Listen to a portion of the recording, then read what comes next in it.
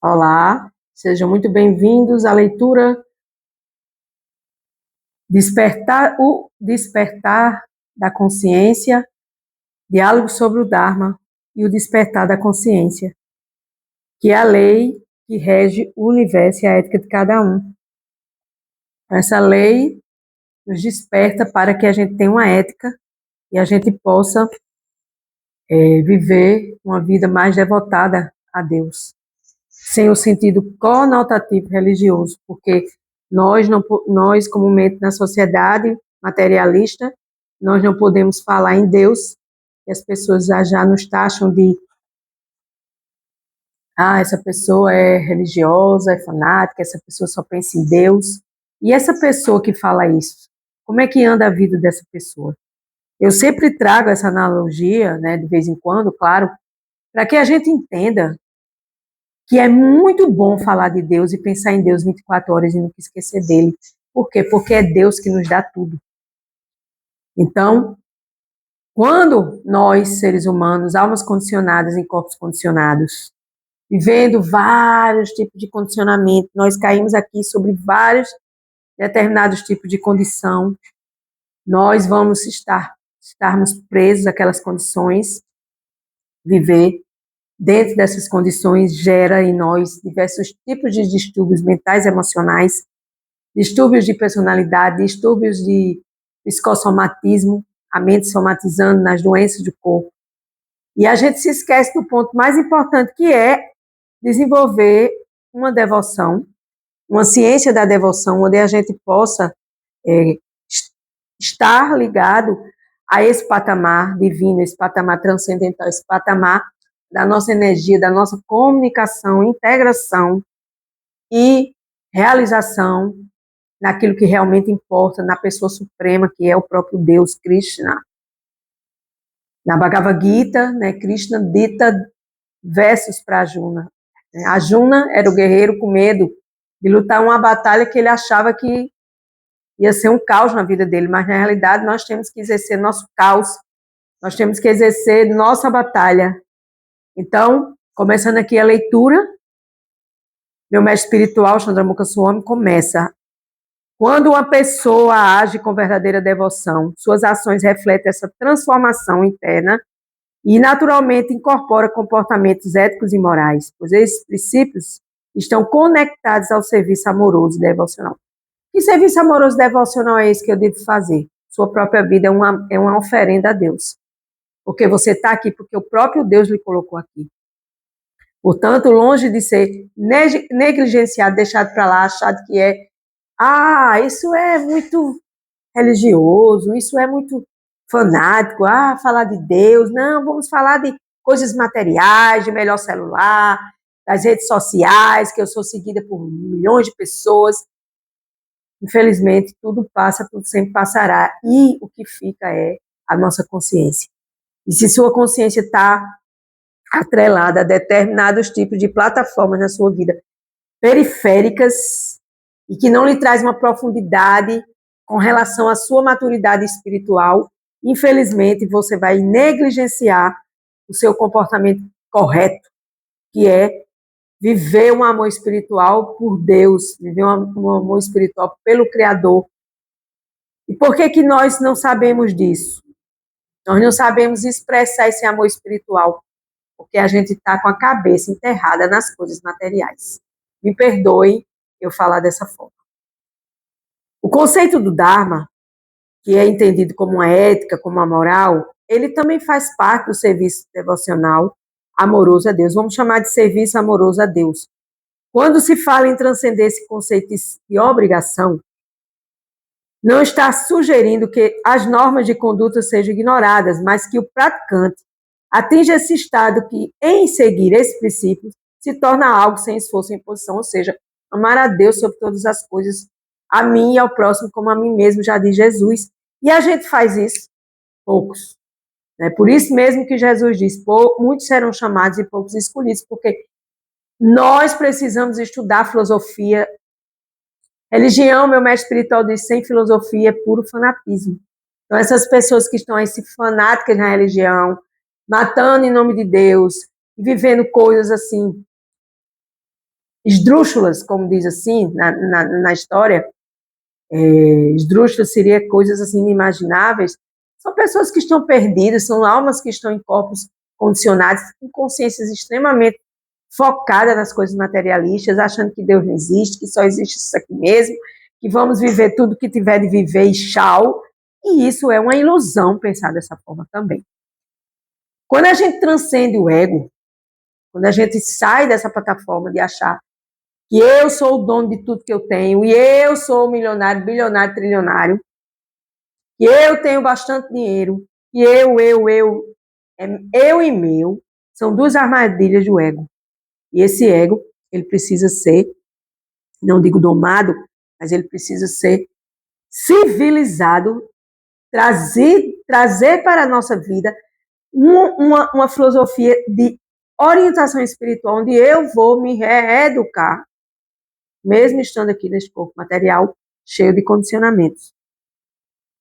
Então, quando a gente transcende todas essas plataformas, a gente entra num amor transcendente, que transcende a você observar que por trás de toda essa ilusão existe alguém, existe a pessoa suprema, existe a verdade absoluta, a causa de todas as causas, que é o próprio Deus, o próprio Criador. E aí a gente precisa entender que a gente servi-lo em amor, devoção e gratidão. E esse amor transcendente, que vai transcender essas coisas materiais, não deve ser um amor cego ou de impulsividade, mas fundamentado no seu discernimento e na sua sabedoria que você traz no dia a dia. Mas se você não tem discernimento nem sabedoria, na filosofia chama-se Bhakti, chama-se Buddhi Yoga. Buddhi Yoga é o amor. Buddhi Yoga é o amor que nós desenvolvemos por nós, no sentido de entender todas as coisas incompreensíveis que nós não entendemos, e principalmente não entendemos Deus. Então nós temos que desenvolver inteligência espiritual, não é ficar obcecado em inteligência artificial, porque isso é um caminho que nos afasta cada vez mais de buscar Deus, buscar essa transcendência, que é olhar para onde nós devemos olhar, que é esse olhar fundamentado no discernimento, na sabedoria, nos valores espirituais profundos. Tudo isso que eu estou falando é baseado aqui na leitura, aqui do meu livro, Diálogo sobre o Dharma, o Despertar da Consciência, do meu mestre espiritual, e eu vou lendo e fazendo essa junção e colocando aqui para mim e para vocês. Quando uma pessoa realmente entende seu relacionamento com Deus, suas ações fluem em harmonia, em ordem cósmica, e agimos de acordo com os padrões elevados de moralidade e justiça. Por quê? Porque você sabe que Deus é a própria moral e a própria justiça. Então, se você quer amar Deus e satisfazer a Deus, claro que você não vai agir fora desses padrões de moralidade e justiça. A ética deixa de ser apenas um conjunto de regras externas e passa a ser uma expressão natural de um coração que está purificado. Aí é onde entra o que é da história.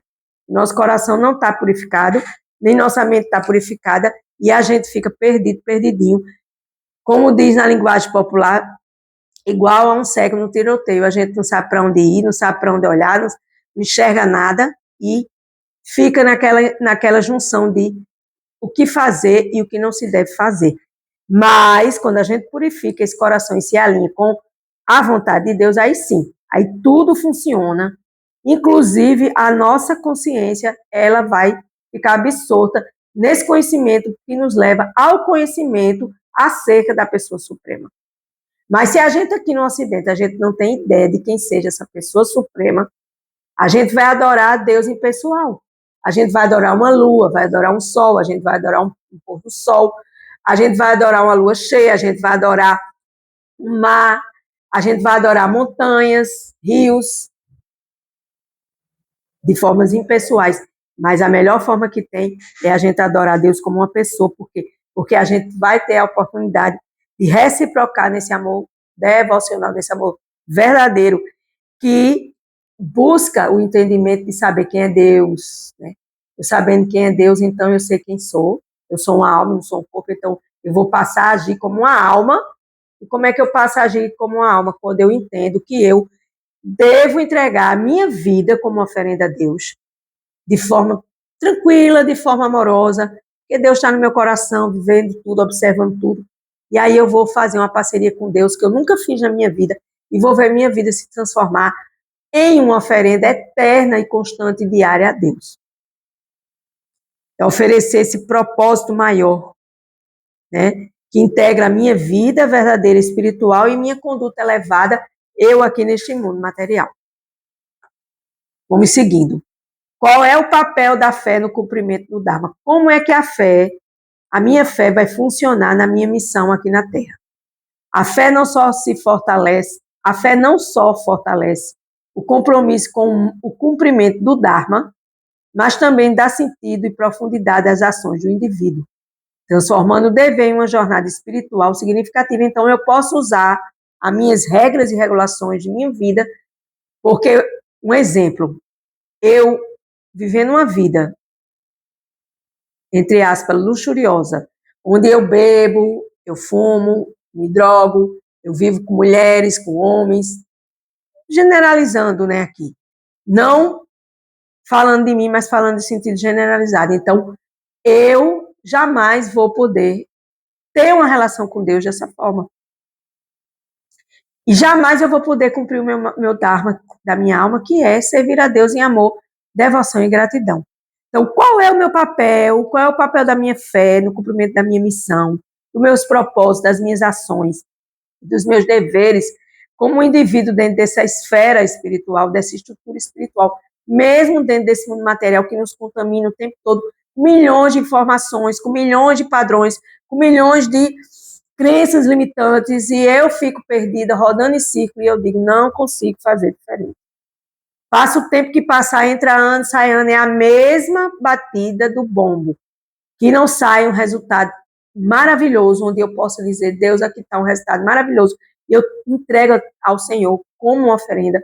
Eu lhe agradeço pelo Senhor me ajudar no dia a dia, pelo Senhor me intuir para que eu possa te servir mais e melhor. Então, o Dharma funciona como esse conjunto de deveres e condutas morais que alinham a pessoa com o propósito divino, e essa fé atua como força motivadora que inspira o praticante a seguir esses princípios com convicção e confiança. É aí onde entra a outro quê da história, convicção e confiança. Pois é. Aqueles que não possuem fé no caminho do Dharma não podem me alcançar. Quem diz isso é a Bhagavad Gita Krishna, na Bhagavad Gita, capítulo 9, verso 3. Aqueles que não possuem fé no caminho do Dharma não podem me alcançar. Por isso, eles voltam a trilhar o caminho de nascimentos e mortes neste mundo material. Então, quando a gente não cumpre o nosso Dharma, quando a gente não tem uma meta a ser cumprida, quando a gente não entrega a nossa vida a Deus como oferenda, quando a gente não se vê como a partícula de Deus, como um instrumento de Deus para expandir o nosso mundo interno e expandir o externo também, buscando esse caminho de crescimento e conexão com Deus, com o próximo, para que a gente possa fazer desse mundo um mundo mais tranquilo, um mundo mais conectado com Deus, um mundo mais conectado com o Supremo.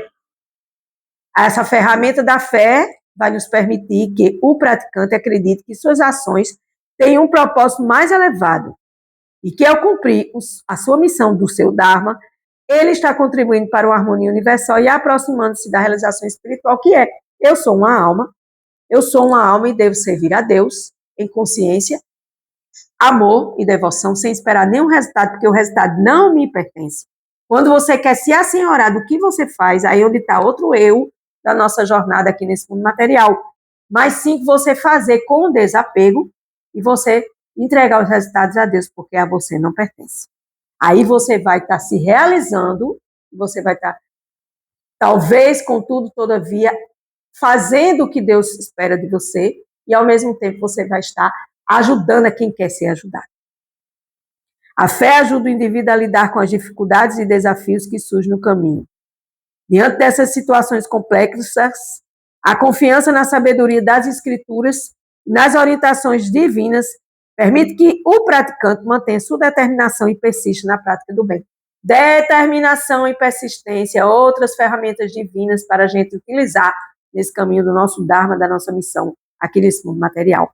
Persistir em buscar essa conexão divina, essa evolução espiritual com Deus, e não pensar apenas em aumentar o meu patrimônio, em ganhar mais dinheiro, em aumentar mais as coisas, porque a gente não está aqui para isso.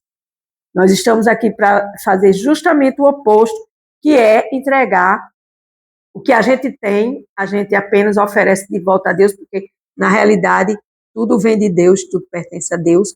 E se a gente não oferecer, a gente vai ficar na plataforma do egoísmo. Egoísmo com Deus, egoísmo com outro, e se achando o próprio Deus, que é outro erro bastante ilusório, a gente se achar Deus nesse mundo material, porque só existe um Deus, o Deus Supremo, o Deus Criador. A Bhagavad Gita enfatiza que, além de proporcionar a confiança e a força necessária para enfrentar os desafios da vida, a fé em Deus, no mestre espiritual e nos ensinamentos das escrituras sagradas fortalece e capacita a pessoa a seguir o Dharma. Guru significa o professor espiritual, o padre, o pastor, aquela pessoa que te aconselha, aquela pessoa que te pega na tua mão e te leva para o caminho da luz. Porque aqueles que não possuem fé no caminho do Dharma, da sua missão verdadeira de alma, não podem alcançar o Supremo, não podem compreender Deus. Por isso voltam a trilhar o caminho de nascimentos e mortes neste mundo material. Então, essas palavras ressaltam que a falta de fé na missão impede a pessoa de alcançar a libertação espiritual. Sem fé, a alma permanece presa ao ciclo de nascimentos e mortes no mundo material, incapaz de se libertar e alcançar a união com o Supremo. Porque a fé é firme que transforma a ação em uma expressão de devoção, ação em uma expressão de devoção. É isso que eu estou querendo falar para vocês. Pois é ela que alinha o indivíduo e para mim mesma. Pois é essa ação, uma expressão de devoção que vai alinhar o indivíduo à ordem cósmica universal. Eu cumprindo os meus deveres espirituais, mentais, emocionais e físicos. Como é que a gente cumpre esses deveres? Quando a gente se alinha com o Criador, com Deus, com a suprema personalidade de Deus. E aí a gente vai ter um rumo e uma realização espiritual que vai ser muito prazerosa. Ou seja, o que faz com que o caminho do Dharma pareça árduo, ou seja, duro e pesado, o nosso caminho aqui na Terra, é incerto, é a carência de fé. Não teve fé, já era. Portanto, a fé não é apenas um sentimento. A fé não é sentimental, é uma prática constante, hoje, amanhã e depois. E um poderoso instrumento que sustenta e inspira a prática da nossa missão de alma com relação a Deus, com relação à nossa missão aqui na Terra, e com relação a todas as dimensões. E quais são essas dimensões? As dimensões espirituais, com relação a Deus, o próprio Supremo, a dimensão mental, do equilíbrio dos pensamentos, a dimensão emocional, do equilíbrio das emoções, e a própria dimensão física, onde a gente vai viver sem se prender esse mundo material. Por quê? Porque isso tudo é uma ilusão, como diz na Bhagavad Gita, é Maya, é yoga da ilusão, você se unir à ilusão. Então, nesse processo, precisamos evoluir para que a gente não venha mais a renascer aqui, neste planeta Terra, porque Jesus diz na casa de Deus, há muitas moradas. Você acreditando ou não, está lá, escrito na Bíblia e em todas as escrituras sagradas. Com gratidão, eu encerro mais um dia. Diálogo sobre o Dharma do meu mestre espiritual, Chandramukha Swami. Gratidão.